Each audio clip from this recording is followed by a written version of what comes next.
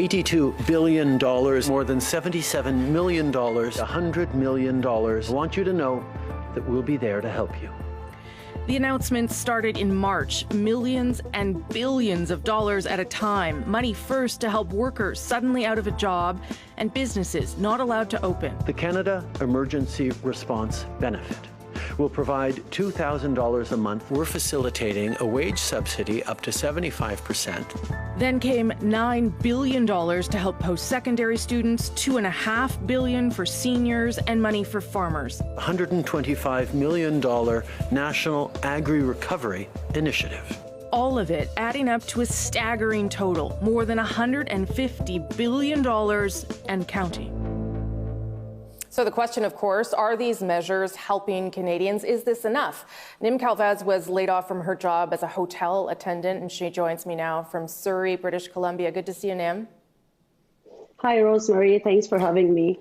So you were laid off, not surprisingly, as hotels and the tourism sector closed down. What have you done to help yourself, and how has the government helped you?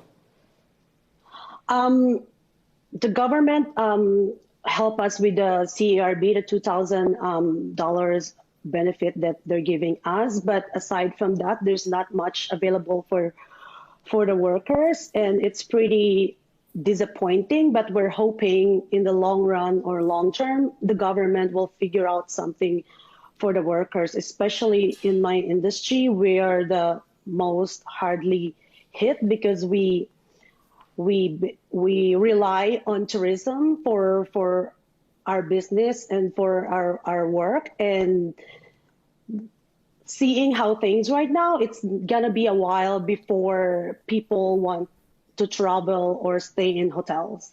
Well, and I think your issue is more complicated because the $2,000 is not just helping you, it's also helping your daughter who is in the Philippines. Is that right? Yes. So aside from myself, I'm helping a family in Philippines, and I'm sending them money mostly every month. And the living expenses in Vancouver alone is very expensive. From $2,000, my rent is almost $1,500, $500. What's left for food and groceries, and that's nothing. And I am using other resources like credit card to stay afloat. And how long do you think you can go on like that, Nim? That's not long. Like after a couple of months, and I'm not just speaking for myself, I'm speaking for my coworkers, the hotel industry, and I'm sure a lot of us, not just hospitality industry, is hit hard with this. The majority of workers are struggling, and it's very devastating for everyone to navigate in this hard times.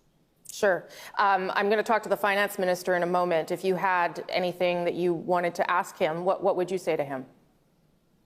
I'd like the government to think of helping workers in the long term, because right now it's fine, but after maybe a month or two, even right now, we're not okay. It's we lose half of our wages, and that's very hard, but we can manage for short term.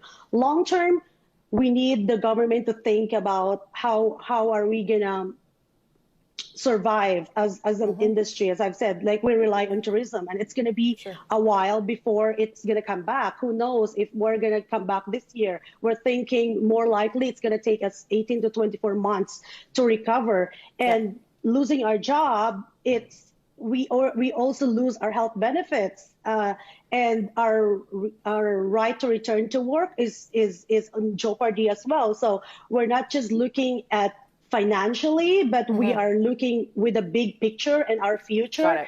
And it's very sad because a lot of us, we have put 20, 30, 40 years of our lives doing this job, and it's so devastating that we don't know what the future holds, and no one can answer it for that. Right now, we're just waiting for for what's available to us. And the $2,000, I'm not speaking just for myself, I'm sure it's not enough. Okay. Nim Calvez, thank you so much. I'll put some of that to the Finance Minister. I wish you good health and good luck there. Thanks for speaking with us very much. Thank you very much for having me.